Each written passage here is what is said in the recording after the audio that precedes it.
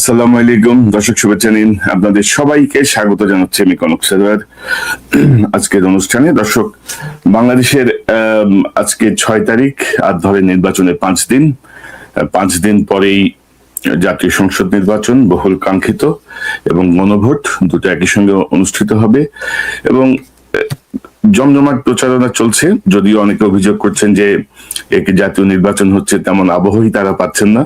কিন্তু গণমাধ্যমে বা সোশ্যাল মিডিয়ায় জাতীয় নির্বাচন এবং গণভোটের প্রচারণা জমজমাট। ধরেন, সবার আগে বাংলাদেশ, চলো একসাথে বাংলাদেশ গড়ি বাংলাদেশ, সবার আগে Bangladesh BNP slogan, Jamaat Islami slogan চলো একসাথে গড়ি বাংলাদেশ। এবং দুই দলই, তারেক রহমান শুরু করেছিলেন বাসে করে নির্বাচনী প্রচারণা, পরবর্তীতে জামাত ইসলামীও এমন একটি বাস রাস্তায় নামিয়েছে স্লোগান সহ।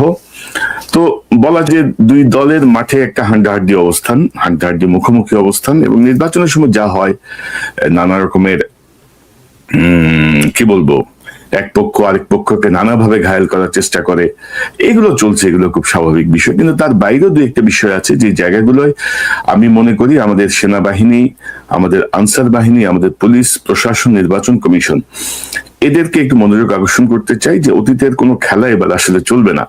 অতীতে অনেক ধরনের খেলা, ইলেকশন ইঞ্জিনিয়ারিং, অনেক ধরনের কৌশল আমরা দেখেছি। আমার মনে হয় যে সেই জায়গাগুলোর কয়েকটা বিষয় একটু সতর্ক করার জন্য, একটু মনোযোগ আকর্ষণের জন্য আমি আজকের এই অনুষ্ঠানটি, অত্যন্ত সংক্ষিপ্ত একটি অনুষ্ঠান, জাস্ট কয়েকটা প্রসঙ্গ আপনাদের সামনে একটু তুলে ধরতে চাই। ধরেন, জামাত ইসলামের যিনি ঢাকার 17 আসনের প্রার্থী তারেক রহমানের বিপরীতে যিনি নির্বাচন করছেন, তাকে নিয়ে একটা বিতর্ক চলছে যে তিনি ক্যান্টনমেন্টে ঢুকতে গিয়েছিলেন, ক্যান্টনমেন্টে ঢুকতে যাওয়ার পরে তাকে সেখানে বাধা দেওয়া হয়েছে। তিনি অবশ্যই তিনি অত্যন্ত উগ্র আচরণ করেছেন, তিনি অত্যন্ত ক্ষুব্ধ আচরণ করেছেন, অ্যাঙ্গার ম্যানেজমেন্ট যেটাকে বলে, তিনি সেই অ্যাঙ্গার ম্যানেজমেন্টটা করতে পারেন নাই। তো তাকে বাধা দেওয়া হয়েছে, তিনি ক্ষোভ প্রকাশ করেছেন, ক্ষুব্ধ আচরণ করেছেন, নানা ধরনের ইরেসপন্সিবল কথাবার্তা বলেছেন। তো এই যে জায়গাগুলো, এই জায়গাগুলো নিয়ে দেখলাম আমি আরেকটা অংশ খুব খুশি যে যাক, মানে ঘায়েল হইল, ইনসাল্ট করা গেল, বা ভোটের মাঠে এই জামাতের এই প্রার্থী ডাক্তার সাহেব তিনি পিছিয়ে পড়লেন, এমন একটা ধারণা। প্রতিষ্ঠানের ভূমিকা নিয়ে আজ মানুষের সবচেয়ে বেশি প্রশ্ন। অতীতে আমরা দেখেছি নির্বাচন মানেই ছিল এক ধরনের খেলা, কিন্তু এবার পরিস্থিতি বদলেছে। মাঠে আছে জনচাপ, আছে নজর দাবি, সব মিলিয়ে আগের মতো চালিয়ে আর চলবে না জন্য। কিন্তু এই যে ফুটেজটা বের হয়ে আসলো, কিভাবে বের হয়ে আসলো? আসলে হয় কি, আমরা ধরেন যখন আমাদের প্রতিপক্ষে যখন ক্ষতি হয়, প্রতিপক্ষ যখন কোনোভাবে বিপদগ্রস্ত হয়, আমরা খুব খুশি হই যে যাক হইলো। কিন্তু আমরা যদি একটা অন্যায়ের প্রতিবাদ যদি না করি, এই ঘটনা কিন্তু আমার ক্ষেত্রে ঘটতে পারে। কারণ কালকে যদি তারেক রহমানের সাহেবের সঙ্গে এরকম একটা ঘটনা ঘটে, বা যারা এই ঘটনাটি ঘটিয়েছেন তারা যদি মনে করেন যে আমরা একটা কাউন্টার, একটা সমান দেখাইতে হবে যে আমরা তাকেও পছন্দ করি না, তো সেক্ষেত্রে আপনারা কি করবেন? ধরেন, র্যাবের যে অস্ত্র সীমিতকরণ বা জবাবদিহি যদি না থাকে, ধরেন পুলিশ বলেন, প্রশাসন বলেন, কোথাও যদি জবাবদিহি না থাকে, একটি অন্যায় কাজের যদি প্রতিকার যদি সঙ্গে সঙ্গে না হয়, তাহলে কিন্তু সে সাহস পেয়ে যায়। ধরেন, কোর্টের আদেশ ছাড়া তো এই বডি ক্যামের ফুটেজ রিলিজ হওয়ার কথা না। তো কারা করলো এই বডি ক্যামের ফুটেজ? এ ব্যাপারে কি আইএসপিআর দেখলাম এক বিবৃতি দিয়েছে, তারা বলেছে যে এটা অনেক আগে সলভ হয়ে গেছে, এই জাতীয় একটা বিরোধ হয়েছিল, সেটি দুঃখ প্রকাশের মাধ্যমে উভয় পক্ষই সমাধান করে নিয়েছেন। তো তারপরে এই বডি ক্যামের ফুটেজ কিভাবে আসলো? কোনো তদন্ত কমিটি কি হয়েছে সেনাবাহিনীর? সেনাবাহিনী কি এটি তদন্ত করে দেখছে? যারা খুশি তারা কি ভাবছেন যে তাদের ক্ষেত্রে যদি এরকম ঘটনা ঘটে তারা কি তখনও খুশি হবেন?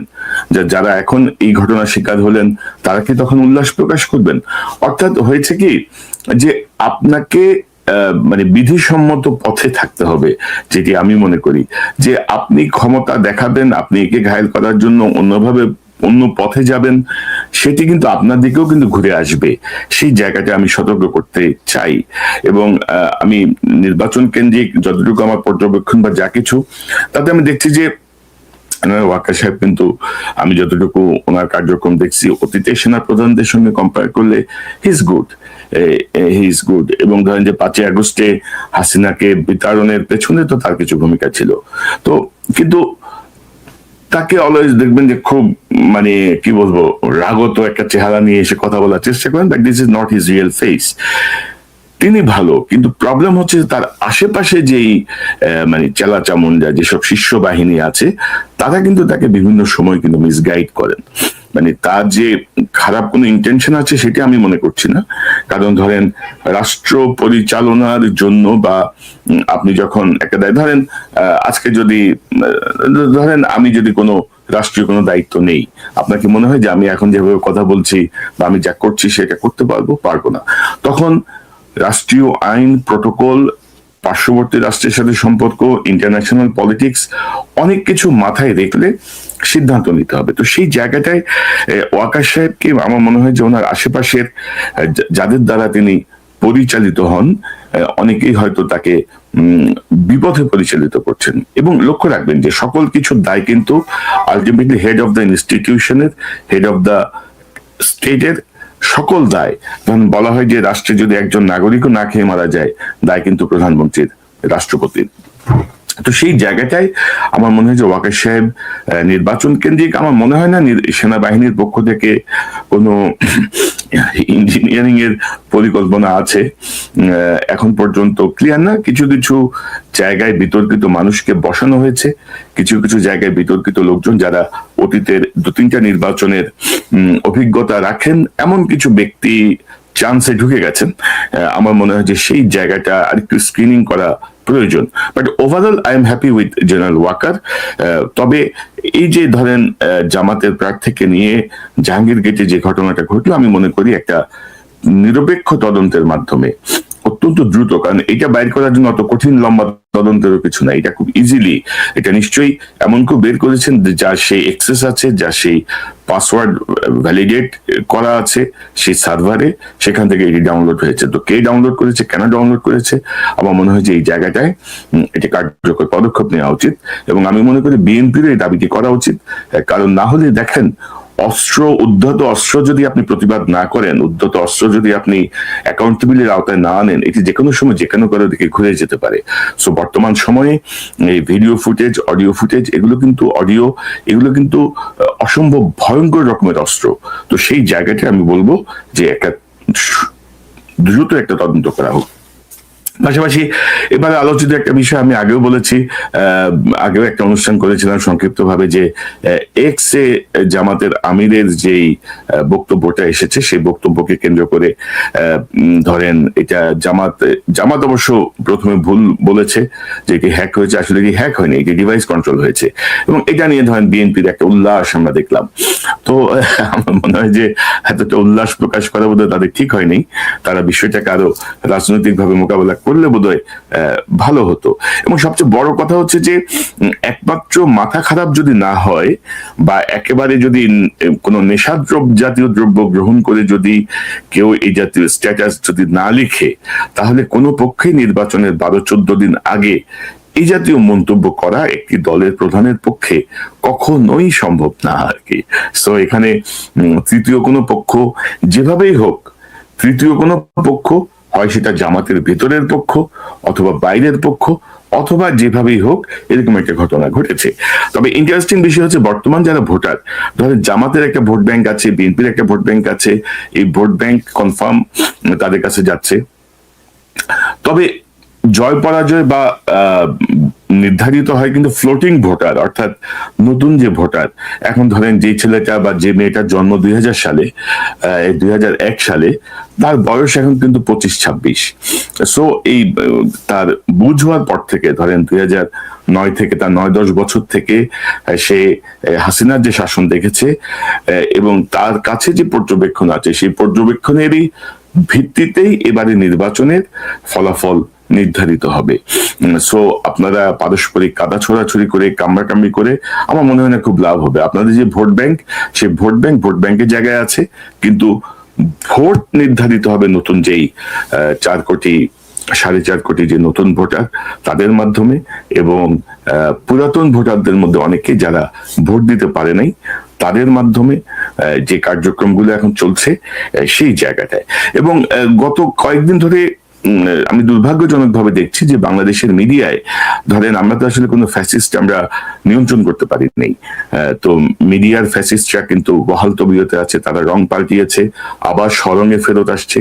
এবং আপনি যদি দেখেন যে একটা হাই হাই রব যে আওয়ামী লীগের এই 28% ভোটের কি হবে, আওয়ামী লীগের আরো 28% ভোট আছে কিনা সেটি প্রশ্ন সাপেক্ষ, এবং সবার মাথায় ব্যথা যে 28% ভোটের কি হবে।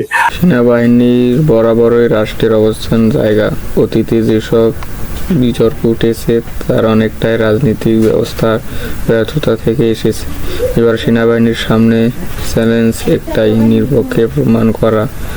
আর সেই পরীক্ষায় তারা ফেল করলে ইতিহাস কিন্তু কাউকে ছাড় দেবে না। হয়তো মুক্তিযুদ্ধ বা শেখ মুজিবের কল্যাণে কারণে আওয়ামী লীগকে সমর্থন করেন, কিন্তু তার কন্যার যেই পৈশাচিক ভূমিকা, সেই ভূমিকায় অনেকেই আসলে আওয়ামী লীগ থেকে সরে গেছেন বা তাদের সমর্থন প্রত্যাহার করেছেন।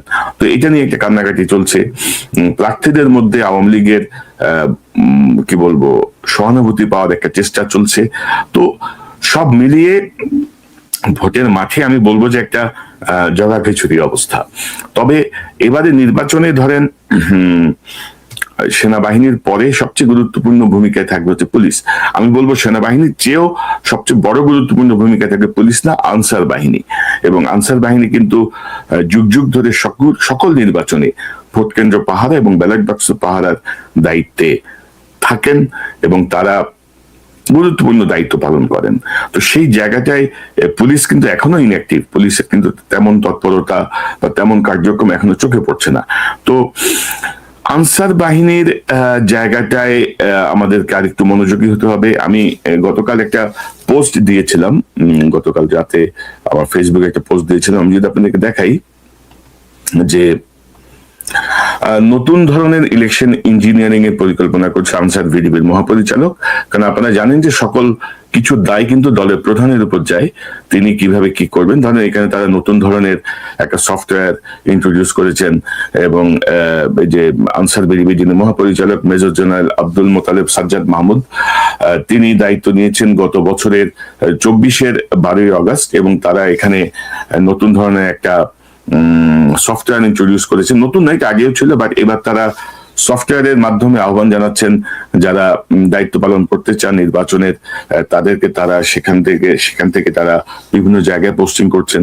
তো সবকিছু মিলিয়ে আনসারের একজন ঊর্ধ্বতনের সঙ্গে আমার কথা হয়েছে, তারা একটা ব্যাখ্যা দিয়েছেন। তারা বলেছেন যে তারা এই আওয়ামী দোষরদের ব্যাপারে খুব সতর্ক আছেন। আপনারা জানেন যে 2024-এর 25শে আগস্ট আনসার বিদ্রোহের চেষ্টা হয়েছিল এবং সেখানে প্রচুর ছাত্রলীগকে পাওয়া গেছে আনসারের পোশাকে, এবং সেটি কিন্তু অনেকটা ফ্রিজিং স্টেজে আছে, ওইটা নিয়ে কিন্তু আর কোনো অগ্রগতি হয় নাই। ধরেন কি বলবো, ধরেন এই অপদার্থ যে ইউনূস সরকার, সেই ইউনূস সরকার কিন্তু ওইটা নিয়েও কিছু করতে পারেনি, ওইটাকে ফ্রিজ করে রেখে দিছে। তো এই যে বর্তমান আনসারের যিনি ডিজি মেজর জেনারেল সাজ্জাদ, তিনি কিন্তু ধরেন আমি যতটুকু খোঁজ নিয়েছি, তিনি আওয়ামী লীগ আমলে কিন্তু নির্যাতিত। তিনি ধরেন প্রায় 8 বছরের মতো তাকে ইয়েতে ফেলে রাখা হয়েছে, এনডিসিতে। তারপরে 4 বছরের মতো 5 বছরের মতো তিনি ছিলেন হিল চ্যাক্সে, পার্বত্য এলাকায়। অর্থাৎ ভালো কোনো পোস্টিং তাকে দেওয়া হয়নি due to his honesty and কি বলবো স্ট্রেট ফরওয়ার্ডনেস এর জন্য। তো সেই জায়গাটা থেকে আমরা মনে করি যে বিতর্কগুলো এসছে, আনসার বলেছে যে তারা সহসা একটা প্রেস কনফারেন্স করে এই বিষয়গুলো ক্লিয়ার করবে। কারণ আমরা চাই যে স্পষ্ট একটা পিকচার আমাদের সামনে থাকুক, যে কারা নির্বাচন ব্যালট বাক্সের দায়িত্ব পাচ্ছে, কারা কিভাবে পাচ্ছে, আপনি কিভাবে স্ক্রিনিং করছেন। আপনারা জানেন যে বিডিপির যারা সদস্য, তাদের মধ্য থেকে তৃতীয় চতুর্থ শ্রেণীর সরকারি চাকরিতে 10% কোটা আছে। এই কোটার কারণে, এই কোটার সুবিধা দেওয়ার জন্য আওয়ামী লীগ কিন্তু সেই আমলে, তাদের আমলে অসংখ্য আওয়ামী পন্থী ছাত্রলীগ যুবলীগ, বিভিন্ন পর্যায়ে যারা গ্রামের অশিক্ষিত, লেখাপড়া করে নাই এমন শ্রেণীর, অর্থাৎ বিডিবির জন্য যারা উপযুক্ত, সুযোগ আছে বিডিবিতে জয়েন করা, তাদেরকে বিডিবিতে নিয়ে তাদেরকে এই অপরচুনিটি ওপেন করে দিয়েছে। সো আমরা চাই না নির্বাচনে কোনো অনাকাঙ্ক্ষিত পরিবেশ তৈরি হোক এবং দায় পড়ুক আনসার বাহিনীর উপরে। আনসার বাহিনী কিন্তু অত্যন্ত গুরুত্বপূর্ণ ভূমিকা পালন করে বিভিন্ন সময় রাষ্ট্রীয় বিভিন্ন জায়গায়। তো সেই জায়গাটায় আমার মনে হয় যে আনসারের একটি সুনির্দিষ্ট ব্যাখ্যা দেওয়া উচিত এবং আনসারের পক্ষ থেকে স্পষ্ট করা উচিত যে নির্বাচন কেন্দ্রিক এই ফ্যাসিবাদের দোসররা যেন কোনোভাবে আনসার বিজেপির পোশাকের আড়ালে ভেতরে ঢুকে কোনো ধরনের প্রশ্নবিদ্ধ করতে না পারে নির্বাচন, সেই জায়গাটা তারা আমি মনে করি স্পষ্ট করবেন। পাশাপাশি আমি বলবো যে আমাদের এই যে ধরেন কিছু জায়গা আমি দেখছি যে কিছু সুশীল বাহিনী কিন্তু আবারও কিন্তু মাথা চাড়া দিচ্ছে নির্বাচনকে সামনে রেখে। আপনারা দেখবেন যে টিআইবির ইফতেখারুজ্জামান এই সাম্প্রতিক সময়ে একটা রিপোর্ট সাবমিট করেছে তত্ত্বাবধায়ক সরকারের কত মাসের উপর আর কি।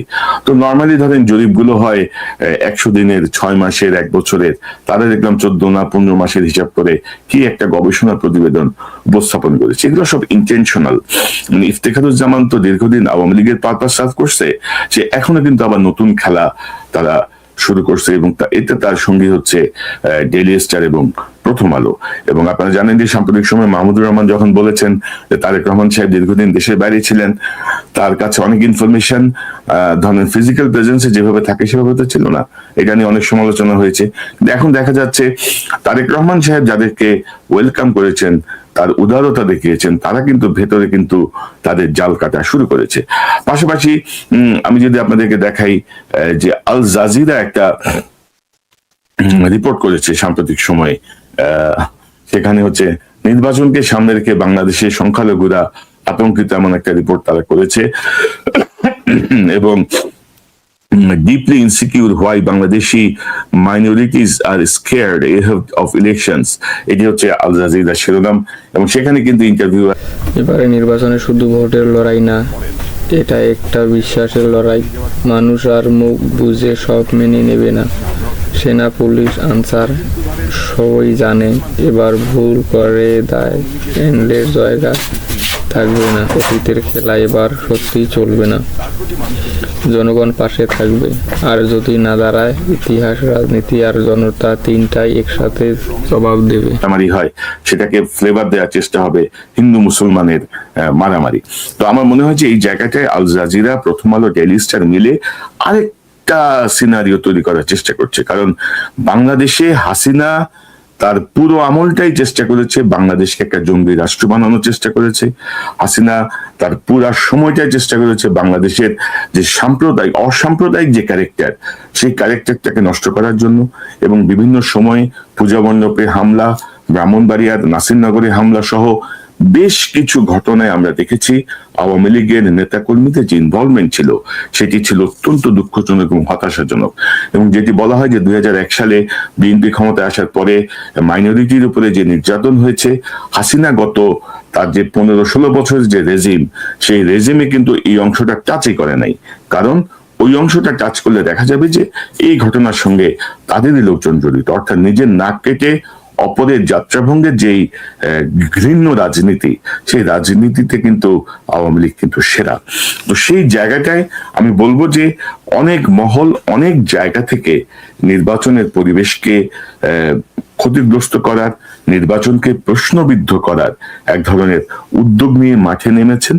আমি সবাইকে সতর্ক করব, সাধারণ ভোটার যারা আছেন, দয়া করে আপনারা ভোট কেন্দ্রে যান, আপনারা আপনাদের ভোটাধিকার প্রয়োগ করুন, সাহসিকতার সঙ্গে ভোটাধিকার প্রয়োগ করুন। এটি আপনার অধিকার, এই অধিকার কেড়ে নেওয়া হয়েছিল এবং সেই অধিকার ফিরে পেতে আপনাদেরকে সাহসী ভূমিকায় নেমে আপনাদের মতো করে আপনারা যাকে মনে করেন তাকে নির্বাচিত করুন। এবং আমরা বলবো যে এবারে নির্বাচনে জুলাই বিপ্লবের চেতনাকে আমাদের মাথায় রাখতে হবে। আমরা কোনো দুর্বৃত্তকে আমাদের সংসদে আনতে চাই না। সবার আগে বাংলাদেশ এবং চলো সবাই মিলে বাংলাদেশ গড়ি, এই দুটো স্লোগান কিন্তু খুব পাশাপাশি, খুবই কাছাকাছি।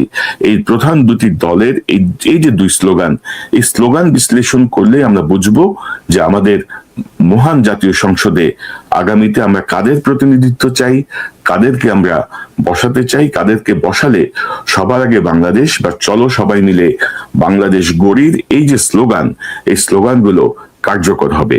তো সেই জায়গাটায় আমি দলমত নির্বিশেষে সকল ভোটারের কাছে, সাধারণ ভোটারের কাছে আবেদন, আপনারা দয়া করে আপনাদের বিবেক বুদ্ধি প্রয়োগ করে আপনারা নির্বাচনে ভোট দিন। বেহেস্তের আশায় ভোট দেবেন না, টাকা পেয়েও ভোট দেবেন না, বেহেস্ত না পাওয়ার আশায়ও ভোট দেবেন না। ভোট দেবেন শুধুমাত্র আমাদের একটি স্বনির্ভর সুন্দর বাংলাদেশ গড়ার যে স্বপ্ন 54 বছর আগে মহান মুক্তিযুদ্ধের মাধ্যমে আমাদের বাংলাদেশের মানুষ দেখেছিল, সেই স্বপ্নকে আমরা যেন বাস্তবায়নের পথে নিয়ে যেতে পারি। আর যেন ফ্যাসিবাদ যেন আমাদের মাথার উপর চড়ে না বসে, আর যেন কোনো লুটেরা বাহিনী আমাদেরকে লুট করতে না পারে, সেই জায়গাটা মাথায় রেখে আমি মনে করি আপনারা সবাই ভোট দেবেন এবং আমরা একটি যথাযথ সরকার গঠন করতে পারবো। এবং ইন্টারেস্টিংলি ধরেন আমি কিন্তু স্ট্রেট আমার কোনো অবস্থান কিন্তু নাই, কোনো দলের প্রতি নাই। আমি চাই যে নির্বাচনে যোগ্য ব্যক্তিরা জয়ী হয়ে আসুক, যিনি সরকার গঠন করবেন। মানে সরকার গঠন কি ধরেন, সরকার মন্ত্রিসভা দেখলেই বুঝে দেওয়া যাবে যে আসলে এই সরকার কতটুকু কি করতে পারবে। যেমন ডক্টর ইউনূস মন্ত্রিসভা গঠনের পরে, উপদেষ্টা পরিষদ গঠনের পরে আমি একটা অনুষ্ঠান করেছিলাম যে কিং কর্তব্যভূমি ডক্টর ইউনূস। অর্থাৎ তখনই বোঝা যায় যে আসলে কে কি করতে পারবে, কার আন্তরিকতা কতটুকু, কে কতটুকু কি ভাবছে, কতটুকু পরিবর্তন হয়েছে আমাদের রাজনৈতিক মানসিকতায়, আমাদের ব্যক্তি মানসিকতায়। তো দর্শক, আর মাত্র 5 দিন পরে আপনাদের ওপর গুরু দায়িত্ব।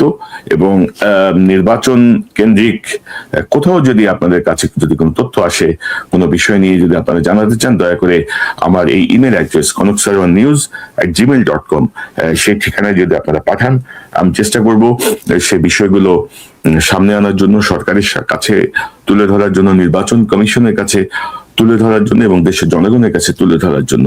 konoksaronews@gmail.com অর্থাৎ আমার চ্যানেলের নাম @gmail.com এই ঠিকানায় আপনারা যদি আমাকে ইমেল করেন, নিশ্চয়ই আমি সেই ব্যাপারে যথাযথভাবে তুলে ধরার চেষ্টা করব। নির্বাচন কেন্দ্রিক অনেক ধরনের কাদা ছোড়াছুড়ি হয়, অনেক ধরনের কি বলবো, এক পক্ষ আরেক পক্ষকে ঘায়েল করার চেষ্টা করে, তবে সেটি যেন ব্যক্তিগত পর্যায় পর্যন্ত না যায়। এবং আমার যতটুকু পর্যবেক্ষণ এখন পর্যন্ত, তাতে আমার মনে হচ্ছে যেন একটা ঝুলন্ত পার্লামেন্ট হবে বা একটা জোট সরকার ক্ষমতায় আসবে। তো বিএনপির পক্ষ থেকে ইতিমধ্যে বলা হয়েছে, তারেক রহমান সাহেব বলেছেন যে তিনি জাতীয় সরকার গঠন করবেন। জামাতের আমিরও এই জাতীয় ইঙ্গিত দিয়েছেন, তিনিও বলেছেন যে সবাইকে মিলে জাতীয় সরকার বা সম্মিলিতভাবে একটা সরকার গঠিত হবে। তো সেই জায়গাটায় ব্যক্তিগত আক্রমণ, ব্যক্তিগত কাদা ছোড়াছুড়ি যত কম হয়, ততই আমাদের ভবিষ্যতের সরকার গঠন প্রক্রিয়া সহজ হবে এবং ভবিষ্যতের এগিয়ে যাওয়াটা আমি মনে করি সহজ হবে। দর্শক, আজকে এই পর্যন্তই।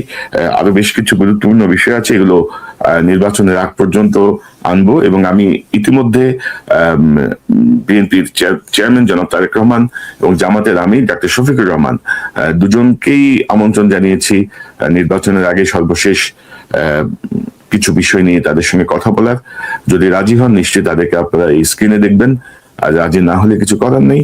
আমার জায়গা থেকে আমি অনুরোধ করেছি যদি দেখেন ভালো, এবং এর বাইরে আরো কিছু গুরুত্বপূর্ণ বিষয় হয়তো সামনে নিয়ে আসবো, যেটি আপনাদেরকে নির্বাচনে আপনাদের ভোটাধিকার প্রয়োগে, আপনাদের সিদ্ধান্ত গ্রহণে সহায়তা করবে। দর্শক, এই চ্যানেলটি সাবস্ক্রাইব করে আমাদের পাশে থাকুন, এই চ্যানেলের মেম্বারশিপ নিয়ে আমাদের পাশে থাকুন। আবারও দেখা হবে ইনশাল্লাহ। আসসালামু আলাইকুম।